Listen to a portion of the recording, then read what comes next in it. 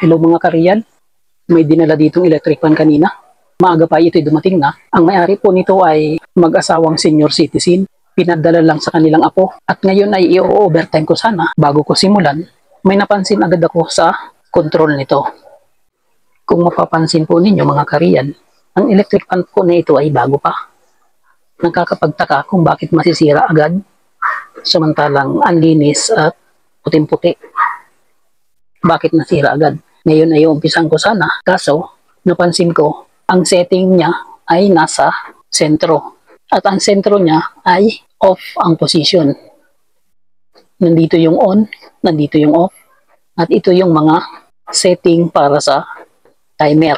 So, nung napansin ko yan, chinek po natin ang resistance ng electric fan sa pamamagitan ng ohmmeter at nasukat natin na normal lahat ng resistance mula sa low, mid, at saka high.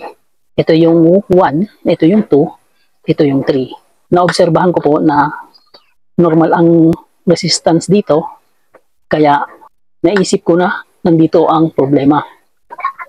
Nilagay ko lang yan dito sa position ng on, tapos sinaksak ko sa outlet. Pagkasaksak sa outlet, gumana ang electric fan.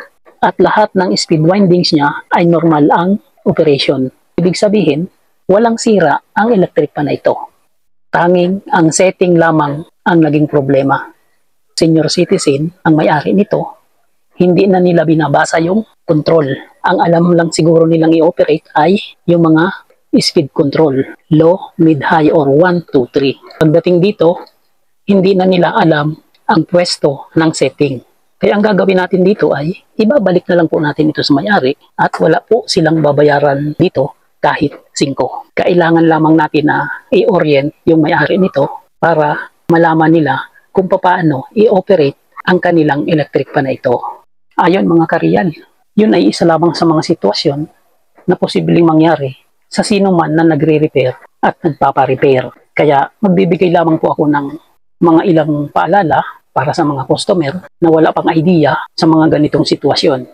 Una, siguraduhin po muna natin na sira talaga ang gamit na ipapaayos natin. Katulad ng electric fan na ito, walang sira.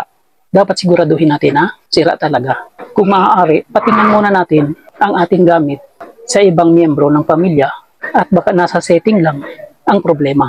Kung may 2, 3 o higit pa na nakapag-check na ng unit nyo at na-sure na talagang sira na, saka nyo lang po ito dalhin sa technician. Sa ganoong paraan, makakaiwas po tayo sa hindi magandang mangyayari.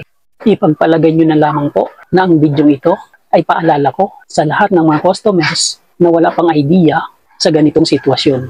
Isipin po natin na may 2 ugali ang tao sa mundo, ang mabuti at ang masama. Posibleng may manloko at may maloko. Okay, paki-like and share naman po ng video na ito para aware ang lahat. Subscribe din po kayo para tayo ay matuto. Ito po ang channel ko. The real life Vickens Real Flow expresses the reflections of a common worker, driver, technician, and a barber.